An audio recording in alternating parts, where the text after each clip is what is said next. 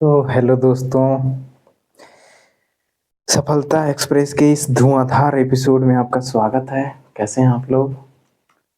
और हम लोग देख रहे थे बीएनएस भारतीय न्याय संहिता, और इसमें हम लोग सेक्शन 30 तक देख चुके हैं। आज से देखेंगे 31 से। ठीक है, तो चलिए एक बार रिकॉल कर लेते हैं कि हम लोग क्या क्या पढ़े हैं। ठीक है, तो हम लोग सेक्शन 14 पढ़ चुके हैं, 15 पढ़ चुके हैं, 16, 17, 18, 19, 20, 21, 22, 23, 24, 25, 26, 27, 28, 29 और 30 तक पढ़ चुके हैं। और ये क्या चल रहा है? ये जनरल एक्सप्लेनेशन है ना। जनरल जनरल जनरल एक्सेप्शन कहोगे आप लोग कि मुकेश भाई भी जनरल एक्सेप्शन चल रहा है, और इसमें 14 से लेके 44 तक चलेगा। ठीक है, सेक्शन 14 से लेके 44 तक चलेगा। ठीक, और इसमें हम लोग देखेंगे कहाँ से? 34 से लेकर, हाँ, सेक्शन 34 से लेके 44 तक राइट ऑफ प्राइवेट डिफेंस के बारे में हम लोग देखेंगे। ठीक है, 34 से लेके 44 तक राइट ऑफ प्राइवेट डिफेंस ये चल रहा है। जनरल एक्सेप्शन 14 से 44 तक है। तो 14 में क्या है?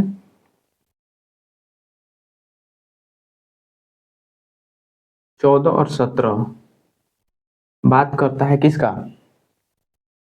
कि कोई भी मिस्टेक ऑफ फैक्ट है, अगर वो जस्टिफाइड बाय लॉ है, ठीक है, तो उसके बारे में है। ठीक है, तो मिस्टेक ऑफ फैक्ट ये भी है, मिस्टेक ऑफ फैक्ट। ठीक है, और 17 भी बात करता है मिस्टेक ऑफ फैक्ट का। ठीक है, मिस्टेक ऑफ फैक्ट। तो 14 भी मिस्टेक ऑफ फैक्ट का बात करता है और 17 भी मिस्टेक ऑफ फैक्ट का बात करता है, लेकिन अंतर क्या है? तो ये जो मिस्टेक ऑफ फैक्ट है, ये 17 नंबर, ये जस्टिफाइड बाय लॉ है, मतलब लॉ उसको जस्टिफाई करता है। सही बता रहे हैं ना? नहीं तो कमेंट बताइएगा। ठीक है, जस्टिफाइड बाय लॉ है, ये है जस्टिफाइड फाइड। ये क्या है? ये बाउंड बाय लॉ है, बाउंड बाय लॉ। ठीक, मतलब मिस्टेक ऑफ फैक्ट, ये फैक्ट करने के लिए आप बाउंड है, और ये 17 नंबर मिस्टेक ऑफ फैक्ट करने के लिए जस्टिफाइड बाय लॉ। मतलब आप मिस्टेक तो कर रहे हैं, लेकिन वो लॉ में जस्टिफाई है। ठीक है, दोनों में अंतर है। ठीक, जैसे क्या, हम इसमें क्या बोलते हैं, 14 नंबर बताए थे कि एक मान लीजिए कि सीनियर अथॉरिटी कोई ऑर्डर करता है कि मॉब जो आ रही है, भीड़ आक्रोशित होकर आ रही है तोड़ फोड़ या किसी का मर्डर करने, किसी को मारने कुचलने, तो कोई सुपीरियर अथॉरिटी, कोई अधिकारी किसी अपने सोल्जर को, किसी भी ऑफिसर को फायरिंग करने का आदेश दे देता है, तो वो बाउंड है वो करने के लिए, क्योंकि सीनियर का आदेश का पालन करना क्या है भाई, बाउंड है ना वो जूनियर। तो कर दिया, तो मिस्टेक ऑफ फैक्ट में किया, क्योंकि उसको पता थोड़ा नहीं गलत क्या है सही क्या है, भाई ऊपर से आदेश आ रहा है मार दिए, बस हो गया, तो बाउंड है। ठीक, मिस्टेक ऑफ फैक्ट जो जस्टिफाइड है वो क्या है? तो इसमें ये है कि जैसे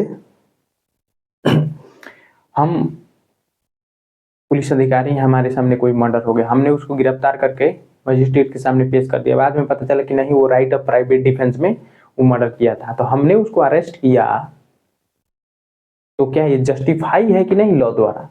भाई हमारे सामने कॉग्निजेबल ऑफेंस हो रहा है, कोई मर्डर कर रहा है, हम उसको गिरफ्तार तो करे भी करेंगे, है कि नहीं? तो ये हो गया। ठीक, 15 नंबर में है एक्ट ऑफ जज। ठीक है, एक्ट ऑफ जज ही ना है, हाँ,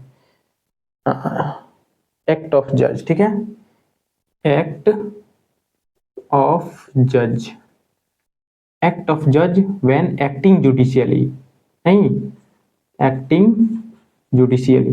15 नंबर पढ़े थे एक्ट ऑफ जज। देखिए 14 और 17 दोनों मिस्टेक ऑफ फैक्ट की बात करता है, ऊपर वाला है बाउंड बाय लॉ, नीचे वाला जस्टिफाइड बाय लॉ। 15 नंबर है एक्ट ऑफ जज, और 16 नंबर है कि जज के परसुएंट, परसुएंट ऑफ जज, pursuant of order of court और ऑर्डर ऑफ जजमेंट जो भी हो।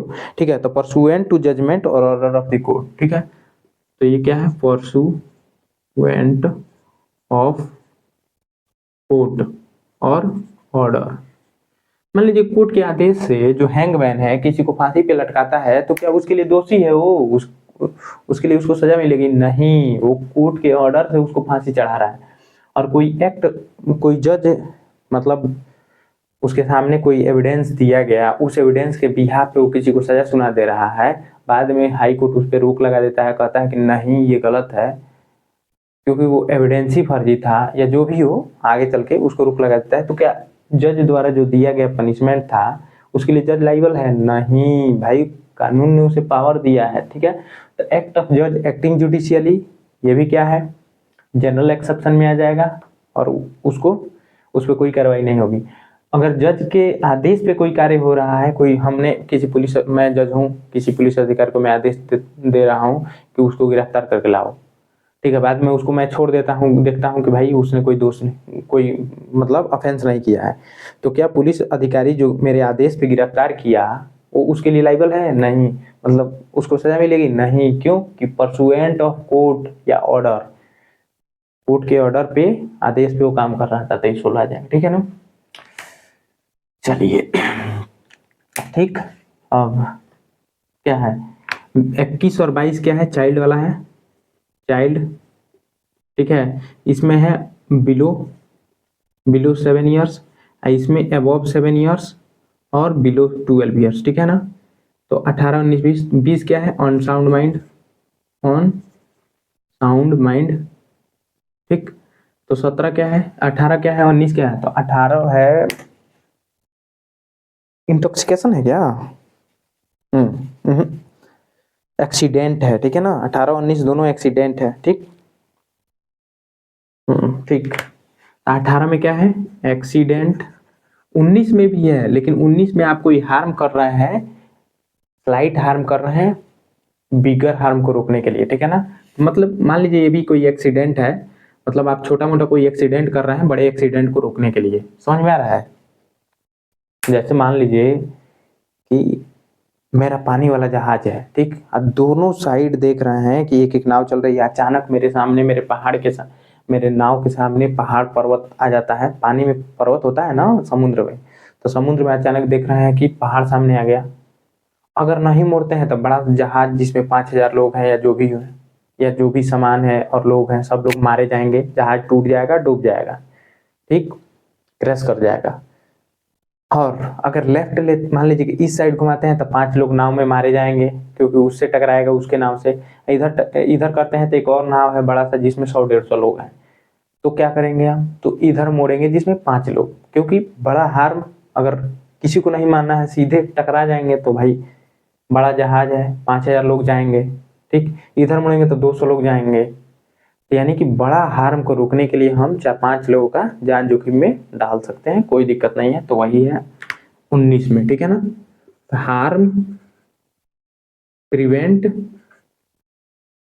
प्रिवेंट बिगर हार्म। ठीक है ना, बिग हार्म तो 19 में है। ठीक है ना, 20 में क्या है, अनसाउंड माइंड है ना, सही लिखे है ना भाई? अरे यार क्या दिमाग है, सब गलती लिखते हैं, आप लोग भी कहेंगे कि ये है।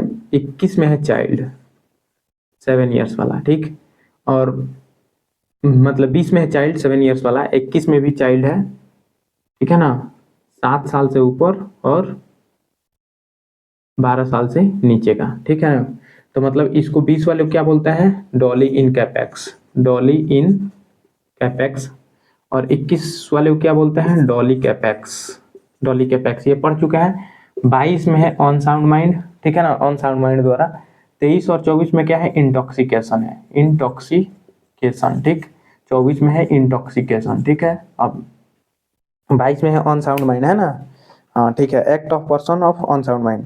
ठीक है, तो देखिए nothing is an offence which is done bye on sound mind person, मतलब जिसका माइंड संतुलन में है ही नहीं। एक तो एग्जांपल बताए थे कि एक पागल था, वो एक बच्चे का सर काट के वो झाड़ी में छुपा के उसके शरीर के पास बैठ जाता है कि अभी जगेगा ये तो अपना सर खोजेगा, फिर मैं हंसूंगा और कहूंगा कि मैंने तुम्हारा सर वहां छुपाया है झाड़ी में। तो बताओ कि किस कैटेगरी का पागल था?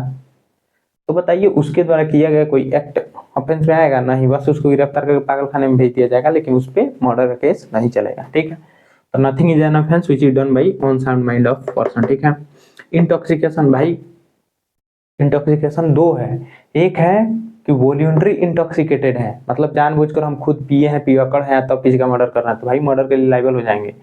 और इंटॉक्सिकेशन जानबूझकर नहीं, मतलब किसी ने पिला दिया विदाउट माई नॉलेज और कंसेंट, जानकारी भी नहीं था और बिना मेरे परमिशन के, बिना मेरे कंसेंट के किसी ने पिला दिया, फिर मैं होश हवास में तो था नहीं भाई, पहली बार पिया हूँ, किसी को मार ही दिया, तो इसमें प्रोटेक्शन है, लेकिन इसमें 24 वाले में नहीं है, ठीक है ना।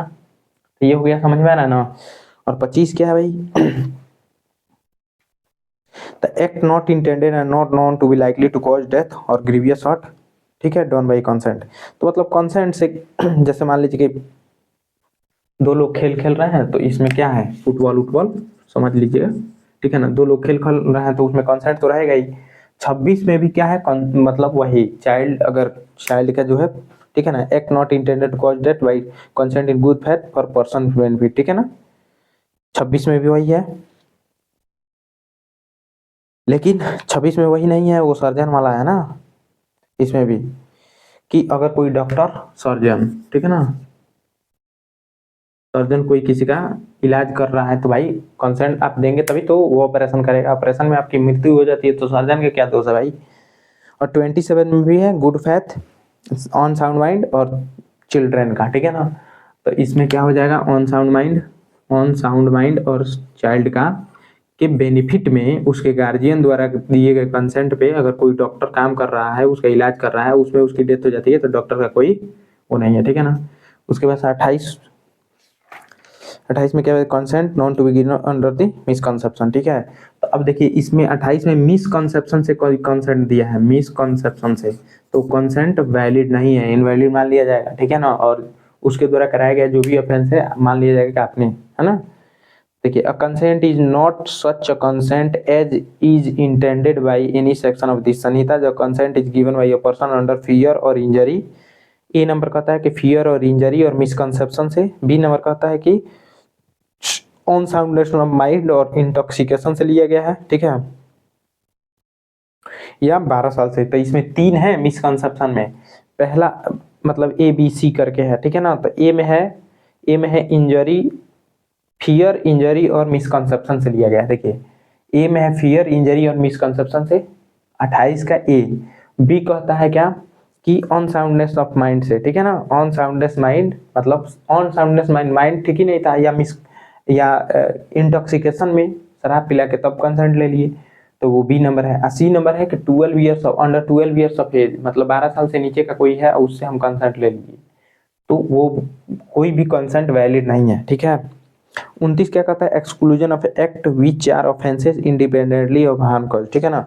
29 में है कि कुछ ऐसे भी एक्ट हैं जो इंडिपेंडेंटली वो क्या है, ऑफेंस है, जैसे मिसकैरेज, किसी का गर्भपात कराना, अगर उसके कंसेंट से, औरत के कंसेंट से भी हो रहा है तो भी क्या है, वो ऑफेंस है अपने आप में, ठीक है। तो कंसेंट से, कुछ ऐसी चीजें हैं जो कंसेंट से भी की जाए तो भी वो अपराधी हैं, 29 कहता है।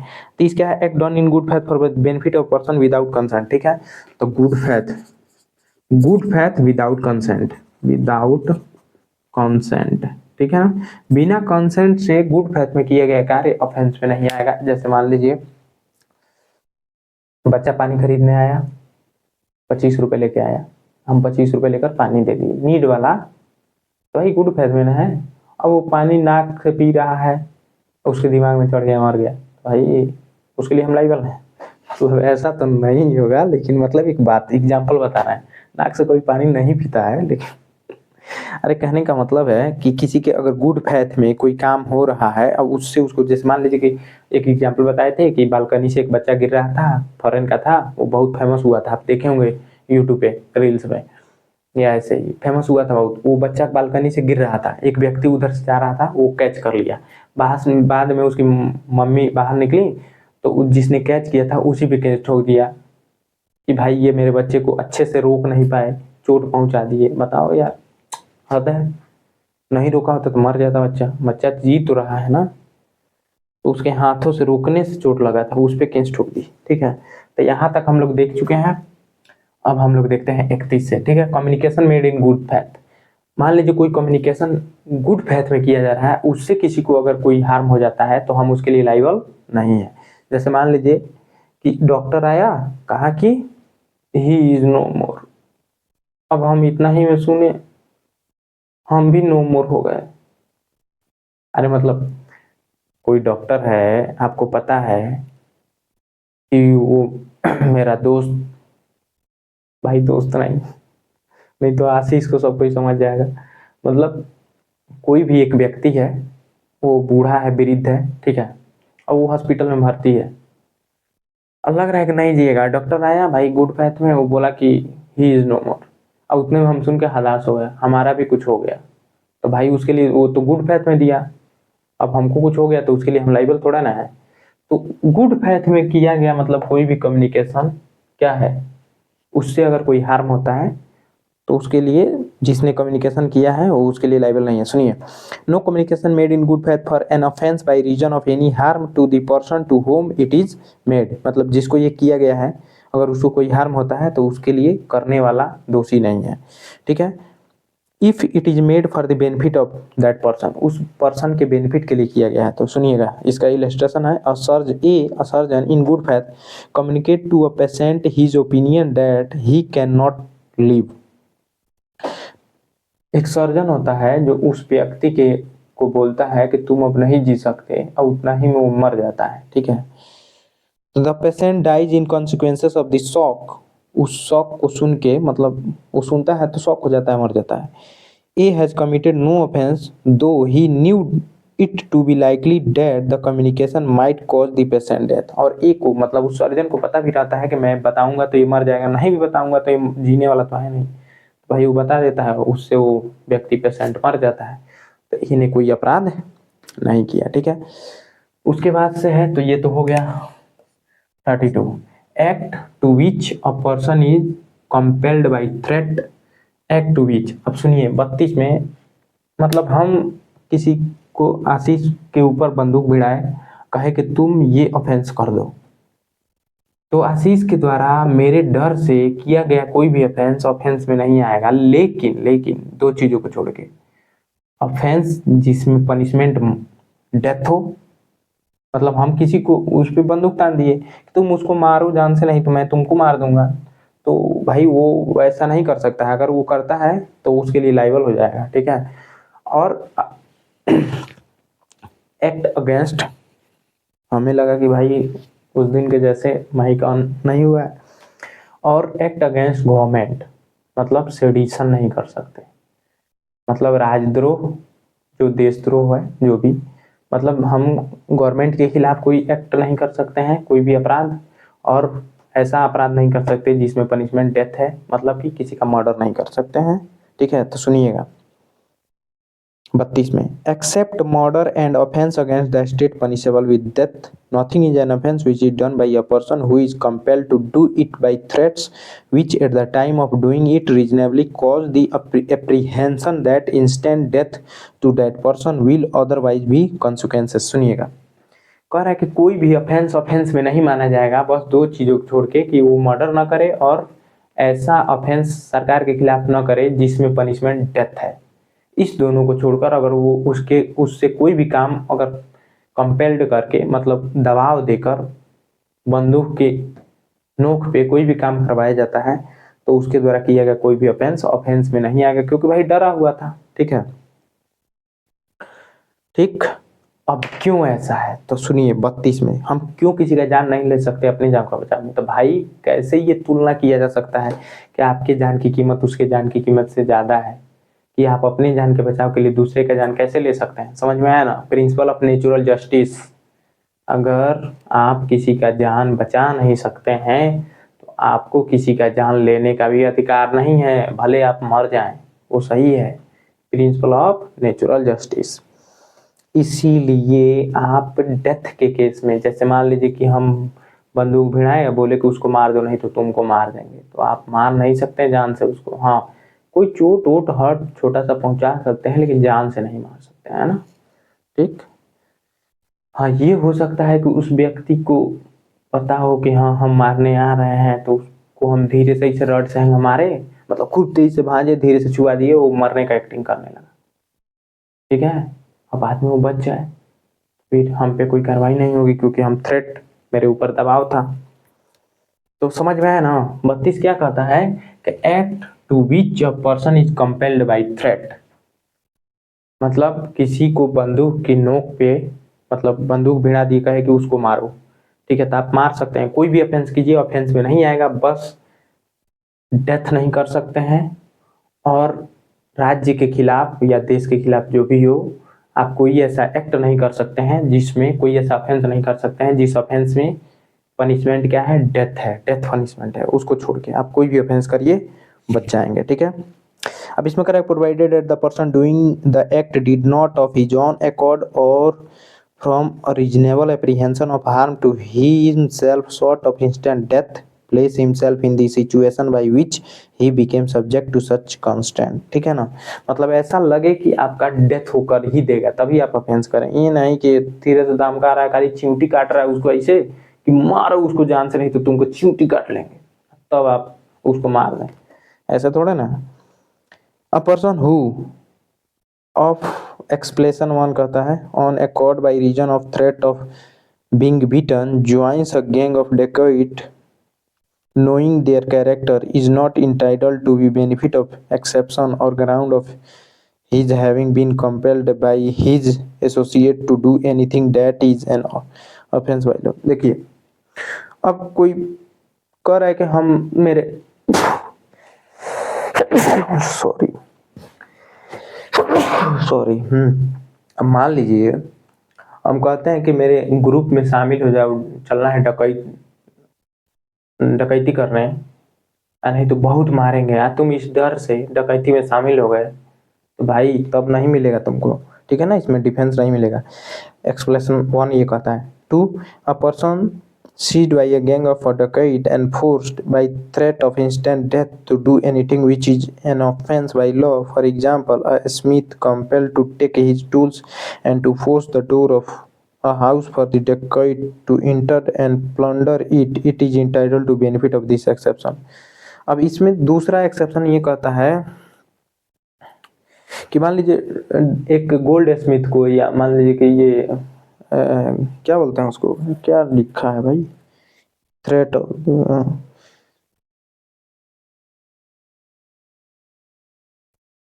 अरे कोई भी आयरन स्मिथ को, लोहार को पकड़ लें, कहे कि तुम अपने हथौड़े से इसको तोड़ो नहीं तो तुमको जान से मार देंगे, तो भाई वो तोड़ता है तो उसके लिए वो लाइबल थोड़े ना, ठीक है। हाँ 33 नंबर आ जाइए, the act causing slight harm nothing is an offence which is by reason, है ना। स्लाइट हार्म मतलब ऐसा हार्म जिसको कोई भी सामान्य व्यक्ति को अगर वैसा हार्म होता है तो वो सामान्यतः कोर्ट या पुलिस स्टेशन नहीं जाएगा, तो उसको स्लाइट हार्म में रखा गया है और उसे ऑफेंस की श्रेणी में नहीं रखा जाएगा। जैसे मान लीजिए कोई, किसी को हम चींटी काट लिए, अब वो जाके FIR कर दिया, चींटी समझ रहे हैं, दोस्त तो दोस्त हैं, चींटी तो उतना मजाक चलता रहता है दोस्त में, अगर हम लोग जनरली दोस्त सभी लोग आपस में एक दूसरे को गाली देते रहते हैं, तो उसमें कोई दोस्त को अगर कोई गाली दे दिया और वो उसको जाके FIR कर दिया, तो ये थोड़े ना स्लाइट हार्म में आएगा। हाँ आप रेस्पेक्टेड आदमी हैं, कहीं गाली गलौज नहीं करते हैं, तब आपको कोई गाली देता है ना, तब आप कर सकते हैं। अरे सब दोस्त हैं आपस में गाली गलौज चलता है तब जाके आप FIR करेंगे, थोड़ा ना होगा, स्लाइट हार्म में आएगा, ठीक है ना। तो nothing is an offence by reason that it cause और that it is intended to cause or that it is known to be likely to cause any harm if that harm is so slight, मतलब इतना छोटा है, that no person of ordinary sense, सामान्य sense का व्यक्ति भी, है ना, and tempter would complain of such harm, ठीक है ना। No person of ordinary sense, सामान्य व्यक्ति का, सामान्य सेंस का व्यक्ति भी उसके लिए टेम्पर नहीं होगा और केस उस नहीं करेगा, तो स्लाइट हार्म में आएगा, ठीक है। अब आ जाइए राइट ऑफ प्राइवेट डिफेंस 34 से लेके 44 तक में, ठीक है। तो 34 है things done in private defence, तो आप प्राइवेट डिफेंस में थिंग्स कर सकते हैं, मतलब थिंग्स डन मतलब कोई मारने आ रहा है तो आप भी अपने बचाव के लिए हाथ उठा सकते हैं, रोक सकते हैं उसको, है ना। अभी नहीं कि कोई छिवकी पातर लिया है, कोई मारने आ रहा है, आप लोहे का रड उठाए, ले धाए धाए सर उसका फाड़ दिए, मर गया हो, तो भैया मर्डर के लिए जाएंगे, है ना। अरे भाई आपको रोकना है ना, पतला छिमकी आपको पता है कि उससे हमारा डेथ नहीं होगा, तो आप रॉड से मार देंगे उसको। समझ में आ रहा है ना। कोई बंदूक लेके आ रहा है तो आप डंडा लेके आएंगे, उससे थोड़ा ना रुकेगा भाई। बंदूक लेके आ रहा है, लग रहा है कि मार देगा, आप भी निकालिए, ठोक दीजिए उसको, राइट ऑफ प्राइवेट डिफेंस मिल जाएगा आपको। ठीक है, तो सुनिए 34 नंबर का रखे things done in private defence, nothing is an offence which is done in exercise of right of private defence. ठीक है, 34 नंबर कहता है सेक्शन कि नथिंग इज एन ऑफेंस, कोई भी ऐसा चीज ऑफेंस नहीं है, विच इज डन, जो किया जाता है, in right of private defence, अपने राइट ऑफ प्राइवेट डिफेंस में किया गया कोई भी एक्ट क्या है, क्या है, क्या है, ऑफेंस नहीं है। ठीक। 35 कहता है कि right of private defence of body and property. ठीक है ना, तो इसमें बॉडी और प्रॉपर्टी को राइट ऑफ प्राइवेट डिफेंस दिया गया। तो सुनिए 35, every person has a right subject to the restriction content in section 37 to defend. ठीक है ना, 37 में दिया गया है, उसके लिए डिफेंड कर सकता है क्या क्या, सुनिएगा। His own body and body of any other person against any offence affecting the human body. ठीक है ना, तो कह रहा है कि राइट ऑफ प्राइवेट डिफेंस में सिर्फ आप अपने बॉडी का नहीं, दूसरे किसी के बॉडी का भी, जैसे मान लीजिए कि 5 लोग हैं, एक व्यक्ति को मार रहे हैं, तो आप उसके बचाव के लिए जा सकते हैं, तभी नहीं जाएंगे तो आप भी कुटाएंगे। अरे मजाक कर रहे हैं, मतलब आपके पास अधिकार है, आप बचा सकते हैं उसको, अगर आपके पास क्षमता है तो जाइए 2-4 थप्पड़ खा लीजिए, क्या दिक्कत है भाई, इंसानियत दिखाइए। बंदूक वंदूक है तो थोड़ा उसको नकली तो डरवाइए कि छोड़ दो, नहीं तो अभी मार देंगे, पुलिस को कॉल कीजिए भाई, पुलिस बुलाइए, है ना। मतलब 35 नंबर ये कहता है कि सिर्फ आप अपने, 35 का ए नंबर, कि सिर्फ आप अपने ही बॉडी का नहीं, दूसरे किसी के बॉडी का भी राइट ऑफ प्राइवेट डिफेंस, कोई आने आ रहा है उसको कूटने, तो आप उसको बचा सकते हैं। ठीक। बी नंबर कहता है कि द प्रॉपर्टी वेदर मूवेबल और immovable of himself or any other person against any act which is an offense falling under the definition of theft, robbery, mischief और criminal trespass। ठीक है ना, देखिए थेफ्ट, रोबरी, मिसचीफ और criminal trespass, मतलब 4 प्रकार की चीजें हैं प्रॉपर्टी में। इसमें कह रहा है 35 में कि आप अगर किसी के प्रॉपर्टी का भी नुकसान कोई करने जा रहा है या आपके प्रॉपर्टी का, तो भी आप उसको डिफेंड कर सकते हैं। ठीक है, और which is attempt to commit theft, robbery, mischief और क्रिमिनल ट्रेसपास। ठीक है ना, और या उसका अटेम्प्ट कर रहा है वैसा करने का, तो भी आप रोक सकते हैं, 35 कहता है। चलिए 36 पे आ जाइए, right of private defence against act of person of unsound mind. ठीक है, आप सुनिए, कोई अनसाउंड माइंड है या मेच्योरिटी ऑफ अंडरस्टैंडिंग, मतलब ठीक है ना, मतलब कोई अनसाउंड माइंड है या इंटॉक्सिकेटेड है। अनसाउंड माइंड समझ ही रहे हैं, पागल।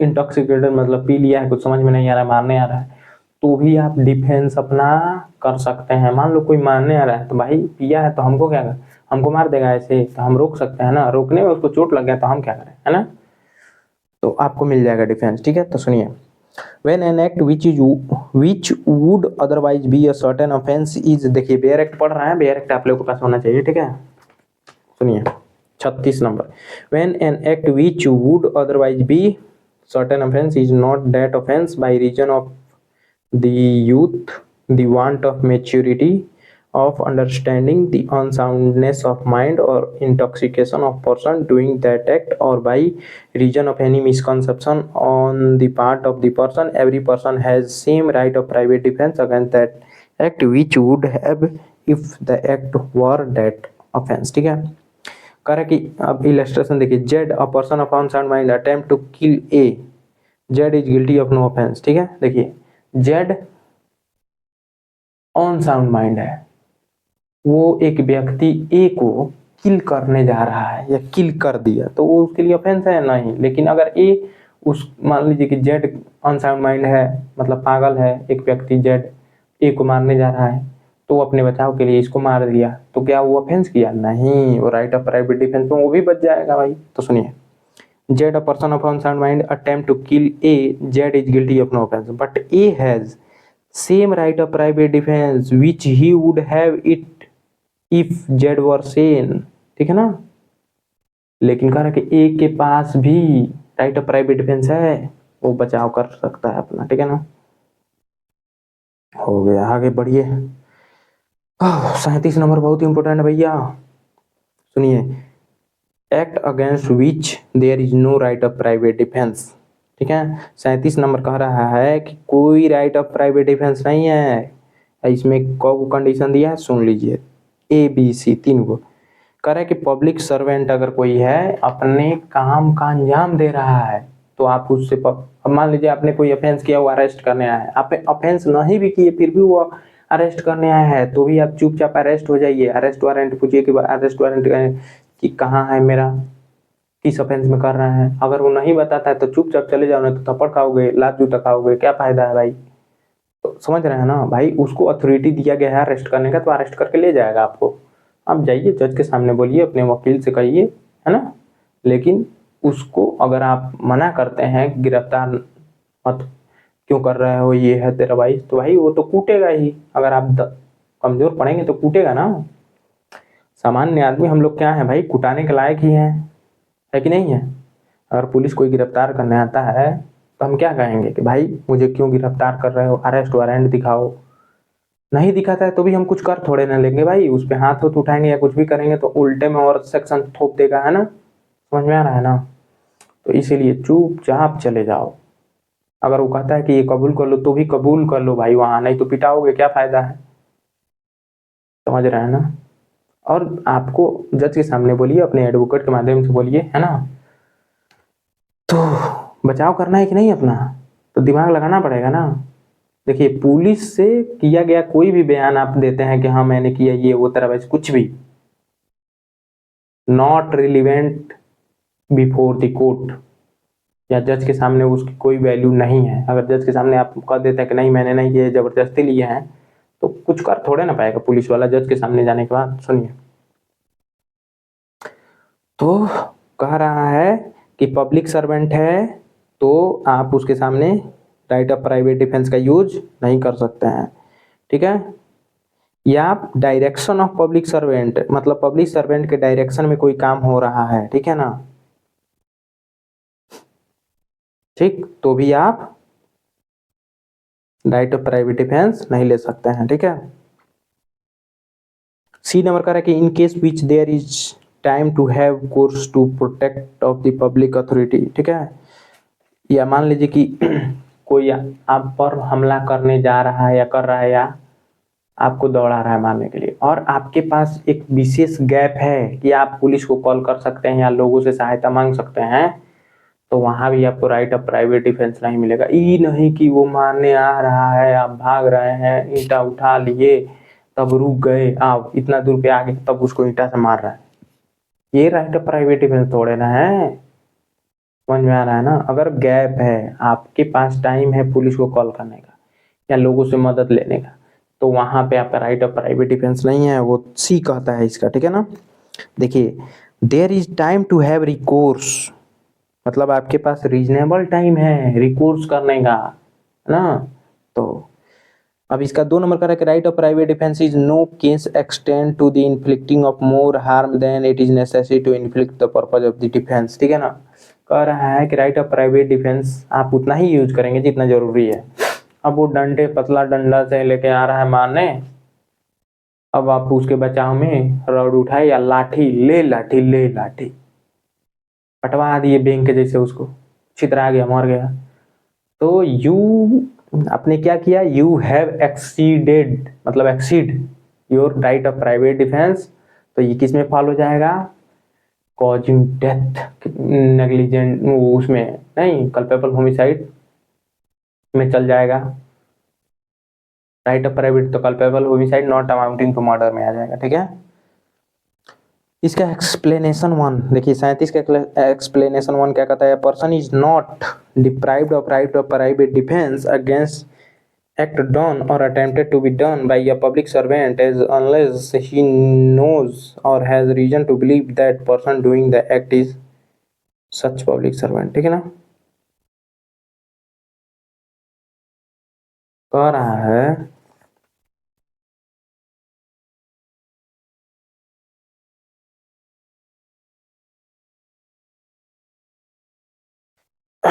क्या है भाई 37,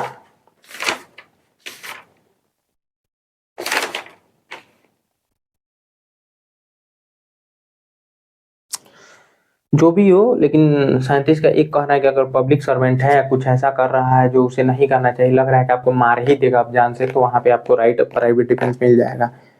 ठीक है, सुनिए। 2 नंबर कहता है कि अ person is not deprived of right of private defence if has authority in writing unless the produce authority is demanded. वो भी वही है ना, पढ़ लीजिएगा समझ में आ जाएगा। चलिए 38 सुनिए, बहुत important, very very very important, लिख लीजिए। When right of private defence of body extend to causing death. 38 और 41 दो ऐसे सेक्शन है जो आपको डेथ तक काज करने के लिए राइट देते हैं। तो 38 क्या कहता है कि आप डेथ भी कर सकते हैं अगर आपको कोई डेथ करने आ रहा है। तो इसके कुछ ग्राउंड्स हैं, 7 ऐसे ग्राउंड्स हैं, मतलब 7 खून माफ। ठीक है, 7 प्रकार के ऐसे ग्राउंड्स हैं जिसमें आप राइट ऑफ प्राइवेट डिफेंस का उपयोग करते हुए किसी का डेथ कॉज कर सकते हैं। तो सुनिएगा, पहला, ऐसा लगे कि जो व्यक्ति आप पे हमला कर रहा है वो आपका डेथ कर देगा, मतलब आपका मर्डर कर देगा, तो आप भी उसका मर्डर कर सकते हैं। पहला ये रीजन। दूसरा, ऐसा लग रहा है कि वो आपका एक हाथ तोड़ देगा, पांव तोड़ देगा, आंख फोड़ देगा, कान काट देगा, है ना, मतलब कुछ ऐसा कर देगा जिससे घोर उपहति, मतलब काफी ज्यादा गहरा चोट हो सकता है, तो भी आप उसका डेथ कर सकते हैं। दूसरा रीजन। तीसरा, कि अगर वो आपका रेप करने का प्रयास कर रहा है। ठीक है, अब समझ लेना भाई, लड़कों में रेप नहीं होता है, सिर्फ लड़कियों के साथ। लड़कों के साथ तो कुछ भी कर दे रेप नहीं होगा, कहीं प्रावधान ही नहीं है, क्या करिएगा। तो सुनिए, तो ठीक, तो पहला ये कि आपका डेथ करने आ रहा है। दूसरा ये कि ऐसा घोर, मतलब काफी गहरा चोट, ग्रीवियस हर्ट करने आ रहा है तो कर सकते हैं। तीसरा, रेप करने आ रहा है, तो रेप में लड़के शामिल नहीं है, सिर्फ लड़कियों के लिए। रेप करने आ रहा है तो भी आप उसका डेथ कॉज कर सकते हैं, मतलब मर्डर कर सकते हैं। चौथा, अननेचुरल लस्ट, ग्रेटिफाइंग, मतलब intention of gratifying the unnatural lust, मतलब आपसे अननेचुरल लस्ट करने का प्रयास कर रहा है। गूगल पर सर्च करिएगा, समझ में आ जाएगा अननेचुरल लस्ट। ठीक है ना।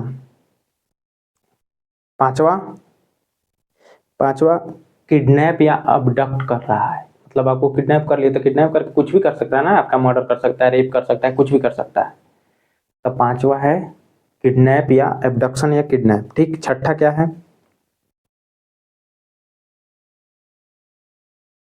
रॉन्गफुल कन्फाइन कर रहा है। ठीक है, रॉन्गफुल कन्फाइन मतलब समझ रहे हैं ना, मतलब आपको एक कमरे में बंद कर दिया, अब भाई सांसें फूल के आप मर सकते हैं, या बंद किया कभी आके मार ही दे, समझ में आ रहा है ना। तो रॉन्गफुल कन्फाइन मतलब रॉन्गफुल कन्फाइन कर रहा है तो भी आप उसका डेथ कर सकते हैं। ठीक है, और सातवां है कि आप पे एसिड अटैक कर रहा है तो भी आप डेथ कॉज कर सकते हैं। तो 7 गो है 38 में, सातों याद रखिएगा। चलिए लिख देते हैं 38 का। 38 में 7 गो ग्राउंड है। पहला ग्राउंड क्या है, ये लग रहा है कि वो आपका डेथ कर देगा। दूसरा, ग्रीवियस हर्ट कर देगा। पहला ये भी सी दिया है, हाँ, तो A number. B number grievous hurt. C number rape करने का प्रयास कर रहा है। D number natural lust, gratifying unnatural lust है ना,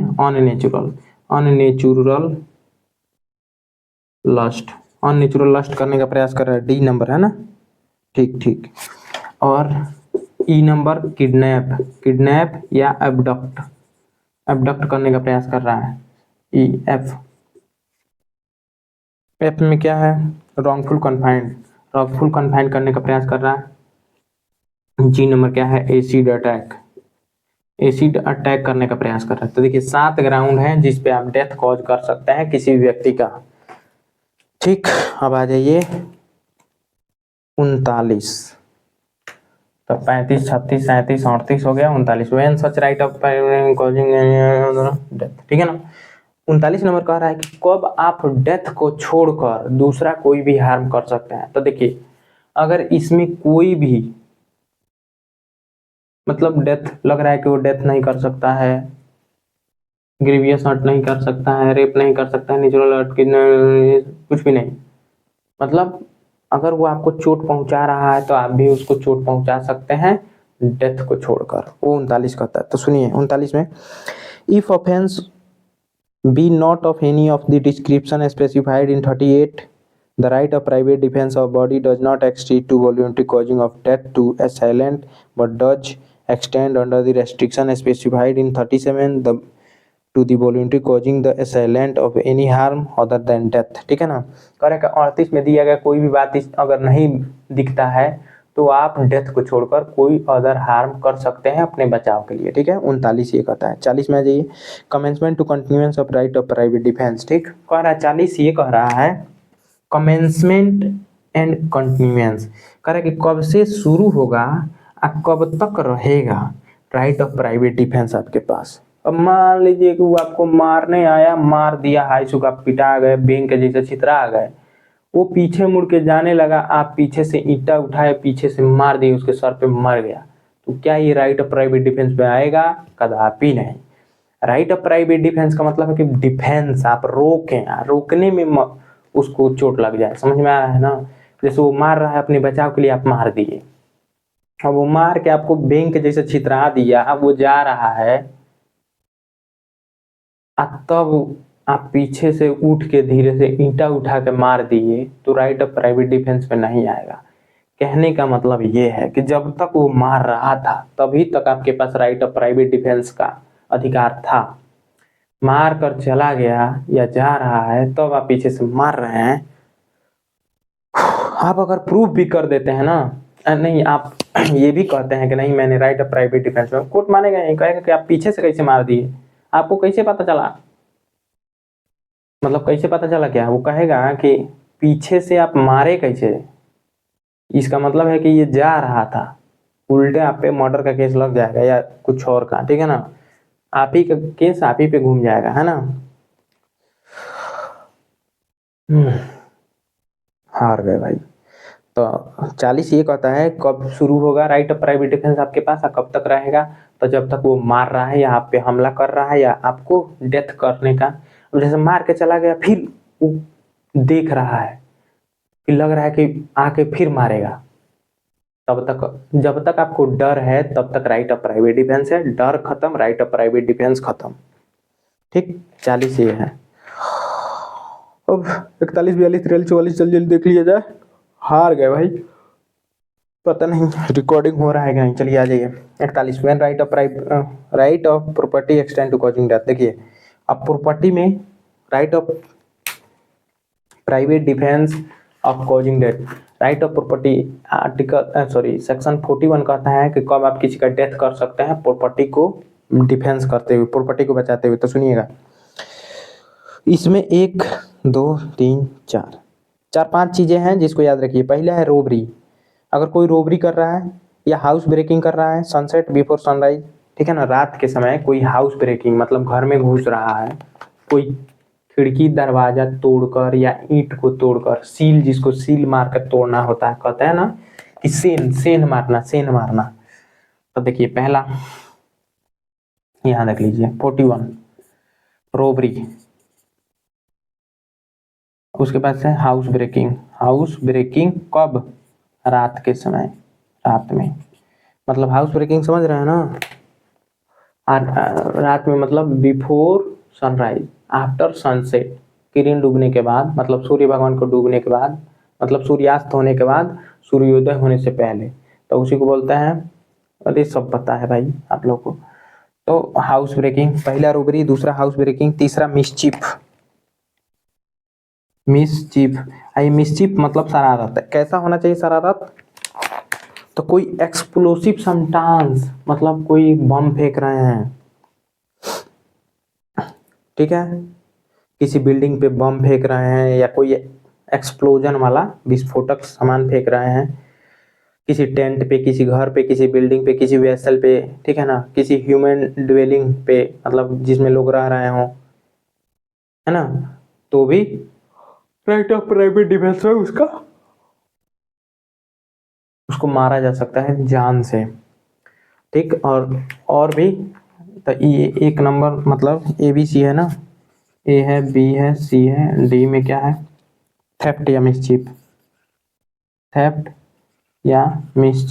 और थेफ्ट या मिसचीफ ऐसा होना चाहिए जिसमें किसी व्यक्ति का जान जाने का जोखिम हो। जैसे कोई चोरी करने आया बंदूक के साथ आया, लग रहा है कि मार देगा अगर सामने जाएंगे तो आप उसका डेथ कर सकते हैं। ठीक है, तो ये था। 42 में आ जाइए।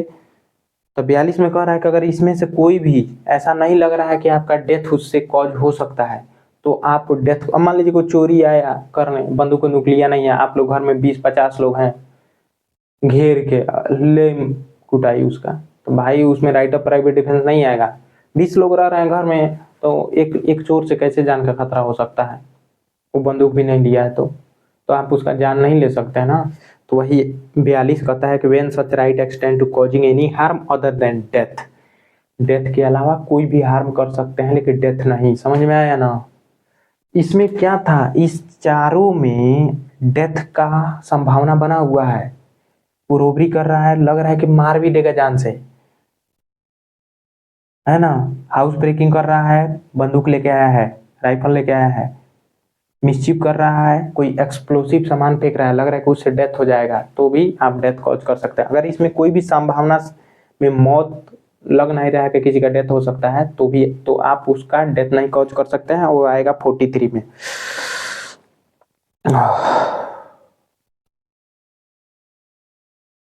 हार गए भाई। 44 लास्ट उसके बाद से चैप्टर 4 पढ़ेंगे, अमेंडमेंट क्रिमिनल कंपैरिजन। सुनिए, right of private defence against deadly assault when there is risk harm to innocent person. ठीक है ना।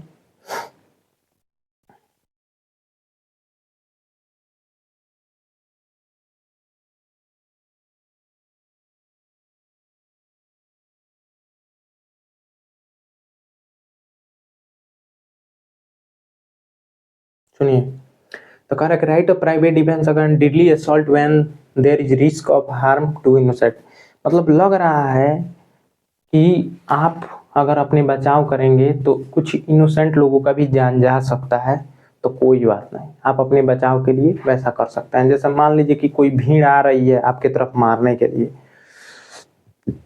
जिसमें ऐसे लोग भी हैं जो मतलब ऐसे ही उसमें घुस के आ रहे हैं, जैसे बच्चे बच्चे, उन लोगों को क्या पता कि क्या चल रहा है, बस वैसे ही उसमें दौड़े आ रहे हैं, हा हा हू हू करते हुए, चिल्लाते हुए, और आपको पता है कि उसमें जो भीड़ है आपको मार देगी, तो आप अपने बचाव के लिए उन लोगों पे फायरिंग कर सकते हैं। उसमें बच्चों की, इनोसेंट की भी जान जाए, कोई दिक्कत नहीं है, आप 44 में बच जाएंगे। इसमें कह रहा है कि देखिए इसका illustration, A is attacked by a mob who attempt to murder him. ठीक है ना। ए एक व्यक्ति है जिस पर मोब, भीड़ द्वारा उस पर अटैक किया जाता है उसका मर्डर करने के लिए। He can not effectually exercise his right of private defence, वह अपने प्राइवेट डिफेंस का यूज नहीं कर सकता है विदाउट फायरिंग ऑन मोब, बिना मोब पे मतलब भीड़ पे फायरिंग किए। And he can not fire without risk of harming young children who are mingled with the mob. ठीक है ना। कुछ यंग बच्चे, नवयुवक बच्चे हैं जो उस मोब में है, बिना उनके हार्म पहुंचाए वो अपने राइट ऑफ प्राइवेट डिफेंस का एक्सरसाइज नहीं कर सकता है। तो इसमें कह रहा है कि he commits no offence if by so firing he harms any of children, तो वह कोई भी अपराध में नहीं माना जाएगा यदि वह मोब पे मतलब उस भीड़ पे फायरिंग करता है और उसमें बच्चों की जान जाती है, तो वो कोई भी अपराध नहीं करता है। भाई गला बहुत सूख रहा है। थैंक्स फॉर वॉचिंग, मिलते हैं नेक्स्ट वीडियो में। Good night. 1-2 तो बज ही रहा होगा।